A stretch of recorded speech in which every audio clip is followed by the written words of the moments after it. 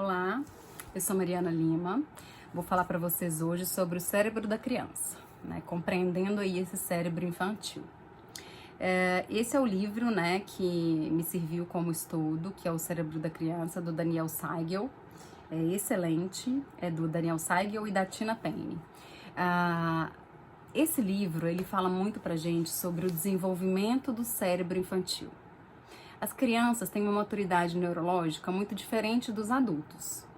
Portanto, quando nós estamos diante de uma situação ali completamente emocional da criança, né, que é o que a gente chama de sequestro da amígdala, não é a amígdala da garganta, mas sim é uma amígdala que fica no meio do cérebro. Vamos imaginar que essa mão é o cérebro. Ela fica bem no meio do cérebro ali. Ela é responsável pelo sistema límbico, que é a parte emocional. Então ali o cérebro está fechadinho e essa é a amígdala. E quando existe um sequestro da amígdala, que é o sequestro emocional, é como se essa amígdala, ela perdesse o controle, tá? Perdeu totalmente o controle. E muitas vezes os adultos esperam que as crianças tenham o mesmo autocontrole, ou que consigam se controlar sozinhas, né? A gente deixa as crianças sozinhas, isoladas, a gente escuta muito para colocar no cantinho do pensamento, para a criança aprender. Porém, a criança não consegue se acalmar sozinha. Isso é comprovado, né? A criança, ela não consegue sair desse estado onde ela está sequestrada, né, emocionalmente, e voltar ao normal sozinha. Ela precisa da nossa ajuda, né? E o adulto da relação somos nós. Então, a primeira coisa que eu costumo falar para as mães é como nós vamos nos autocontrolar sozinhas, né? Quem já fez um episódio de birra hoje, né? Vamos supor que hoje é o final do dia, eu já fiz alguma birra hoje com meu marido, já gritei, já fiquei estressada, porque nós adultos também nos descontrolamos. E sabemos que muitos não conseguem se autocontrolar sozinhos, né? Muitas vezes precisam ir de ajuda, inclusive de profissionais. Porque muitas vezes também não souberam como lidar quando criança, às vezes não tiveram aí a orientação adequada. Então, quando a criança, né, vamos olhar ali até os 6 anos, 5 anos, ela tem um crescimento muito rápido e acelerado do desenvolvimento mental. E nesse período, nós precisamos ensiná-la como ela pode criar estratégias para se autorregular, né? A gente chama de autorregulação. E trazendo um pouco do que o próprio Daniel Siegel fala no livro, existe o cérebro do andar de baixo e o cérebro do andar de cima, né? É uma forma que ele traz para a gente compreender mais fácil aí esse cérebro da criança. O cérebro do andar de baixo, ele é o estado emocional, né? Então, é quando eu tive o sequestro da amígdala. Não consigo me autocontrolar. Pode acontecer com a criança e com os pais, tá? E quando eu tenho o cérebro do andar de cima, é quando eu já estou acionando o meu intelecto ali, o racional, e eu consigo fazer umas reflexões, tirar conclusões de que, poxa, não fiz certo, já estou me controlando, já pode me passar os aprendizados que eu vou assimilar. Durante situações de sequestro emocional, os pais muitas vezes querem ensinar a criança, né? E aí eu vou dar um exemplo. Uma criança acordou no meio da noite pedindo um abraço da mãe porque ele estava muito estressado. Mamãe, você não escreve mais bilhetinhos para mim? Eu tô muito cansado. Você não escreve bilhetinhos? Eu tô muito triste com você, né? E chorando, muito altamente emocional. E a mãe, como tinha participado de alguns fóruns, né, de conversa com outros pais e falando sobre a filosofia positiva, ela teve uma ideia diferente do que gritar com ele, falar: filho, agora é hora de você dormir, não vamos falar sobre isso agora. Porque se ela tivesse agido dessa forma que era comum dela agir, o que ia acontecer? A criança, ela iria demorar muito mais para dormir, né? Porque ela não se acalmou, ela só se estressou mais. A mãe se estressou, o filho se estressou mais e os dois demoraram a dormir. Então ela resolveu agir diferente. O que ela fez? Ela acolheu o filho, né? Se conectou com ele e falou: filho, eu entendo, você então sente falta dos bilhetinhos da mamãe. Tudo bem, a mamãe vai voltar a escrever. Agora vamos dormir? Colocou a criança na cama, deu um beijinho e pronto. Estresse solucionado. No dia seguinte, os ânimos se acalmaram e a mãe conversou com esse filho, né? Ah, filho, você sente falta, né, dos bilhetinhos da mamãe. Eu entendo. A mamãe vai passar a escrever bilhetinhos de novo, tá bom? Mamãe te ama. Mas vamos combinar que à noite é o momento da gente relaxar. Não é hora de pensar sobre isso. De manhã você pode falar pra mamãe. Então, ela trouxe o aprendizado depois que a criança se acalmou, né? Primeiro ela conseguiu se autocontrolar e depois ela trazer esse conforto para a criança enfim, depois que passar o emocional, eu trato os aprendizados. Então, muito trazendo aí da parte mais lúdica para o entendimento do processo, a amígdala da criança, a amígdala da mãe, ou do pai, educador, quem seja. Então a criança está tendo um ataque de birra, tá cansada, tá com fome, com sono, etc. Mamãe, meu irmão pegou meu brinquedo, e tá lá gritando, né? Ou seja, abriu lá a tampa, abriu a tampa. E a mãe faz o quê? Não é hora, filho, vai resolver seus problemas com seu irmão, eu tô cansada, tô estressada, agora não é hora de conversar. E pronto, resolve seus problemas.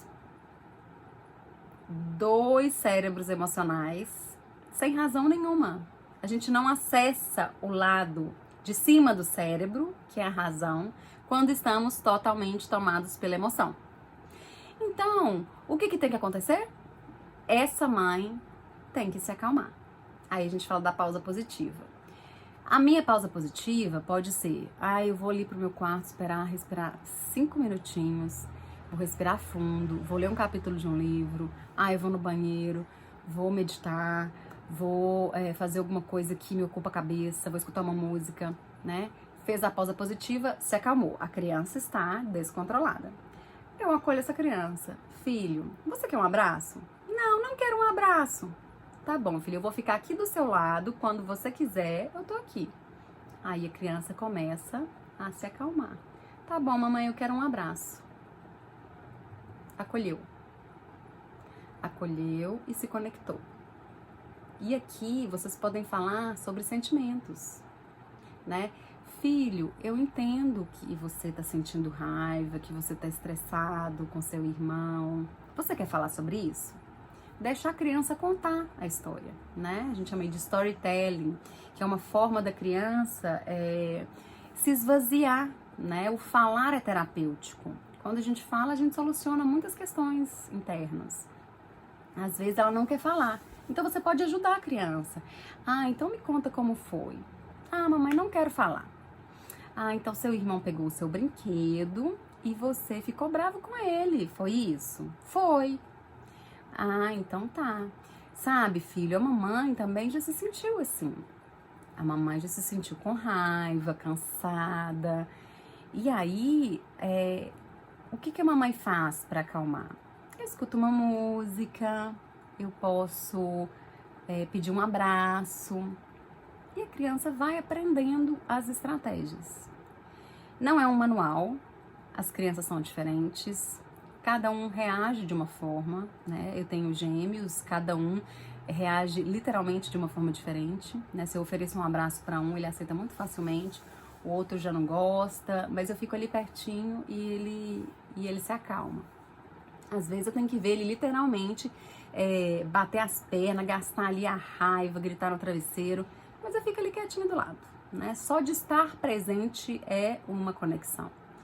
E depois que a criança se acalmou, né? E você falou dos seus aprendizados, poxa, sentir raiva, chorar, né? Sentir ali estresse, é humano, nós sentimos isso. Como a gente pode falar para os nossos filhos que eles não podem sentir, né? Então eu converso muito com meus filhos sobre isso. Pode sentir raiva, pode ficar estressado, pode chorar. A gente só não pode não fazer nada com isso, né? Se eu tô com raiva, se eu tô triste, o que eu posso fazer para me sentir melhor? Quando seu amiguinho tá triste, o que você pode fazer para ele se sentir melhor? né? Será que ele quer um abraço? Aí você vai explorando com a criança. Tem criança que já traz, eu vou lá e dou um abraço, eu levo um brinquedo. Tem outras que já ficam mais em silêncio, né? E aí você pode ajudá-la, né? Será que ele gostaria que você sentasse do ladinho? Sem falar nada, só ficar ali quietinho do lado? Então, isso é uma ajuda ali para a criança conseguir também trabalhar a empatia, né? Que é uma ferramenta maravilhosa aí para os relacionamentos. E a criança, depois que ela passa por esse processo, né, de se acalmar, acalmou, vamos conversar, né? O que a gente pode fazer? Vamos criar um espaço que a gente vai se acalmar? Vamos juntos ali pensar o que a gente pode fazer nesse momento? O que você pode fazer nesse momento para você manter a calma? É respirar fundo? Respira junto com a criança. Eu uso muito uma forma que eu peço para eles fecharem os olhos e imaginarem as borboletinhas pousando. E as borboletinhas, né, se eles ficarem quietinhos, elas vão ficar ali pousadas, que estão trazendo energia boa. Aí começa a falar de uma luz azul que vai sarando as feridas, que vai tirando a energia. Eu vou trazendo um pouco da técnica do Mindfulness. E no meu caso aqui funciona, né? Eu sei que tem crianças que a gente vai ter que ser lúdico e pensar de outras formas. Porém, tem funcionado bastante, assim, com as minhas pacientes, com as clientes que eu atendo de mentoria, de coaching. E, então, depois que passou, né, o estresse emocional, retomou o aspecto lógico, podemos conectar. E aí, aqui fala muito do cérebro por inteiro, que é emoções, né, sentimentos, mais palavras é igual a cérebro por inteiro. Porque eu consigo elaborar meus sentimentos, eu consigo colocar pra fora e resolver. Porque se eu não resolvo, aquilo vai acumulando, né? Eu não resolvi, eu tenho um sentimento ali que eu não consegui falar sobre ele. Aí vai, as crianças vão vivendo, virando adolescentes, todos acumulados, de repente, plaf, explode. E explode por quê? Por várias coisas que estão ali acumuladas ao longo dos anos. Então, escutar seu filho, falar sobre sentimentos, validar os sentimentos dele, porque eu posso falar, filho, você tá triste. Não, mamãe, não tô triste, eu tô bravo. Tá bom, você tá bravo. É ele que tá sentindo, não sou eu. Então, eu vou escutar e ver o que essa criança traz pra mim. Porque se eu, a todo momento, né, tô ali criticando e falando que ele tá sentindo errado, que escuta é essa, né? Poxa, eu não vou nem falar, minha mãe não me escuta. Então, o desafio aqui é a gente ver com a forma de lidar com esses momentos de estresse emocional dos nossos filhos, trazermos a nossa inteligência emocional, nosso autocontrole, porque eles vão aprender com o nosso exemplo e futuramente, em situações de puro estresse emocional, eles vão reagir da forma como eles veem que nós reagimos. Se eu reajo gritando, muito provavelmente, nos estresses emocionais que eles tiverem nos relacionamentos amorosos futuros, nos relacionamentos de trabalho, eles vão agir de forma descontrolada. Agora, se eu consigo me acalmar, conversar e trazer ali, né, um ponto de equilíbrio, essa criança vai aprender a lidar com o equilíbrio, né, a ser mais equilibrada emocionalmente e levar isso para os relacionamentos futuros.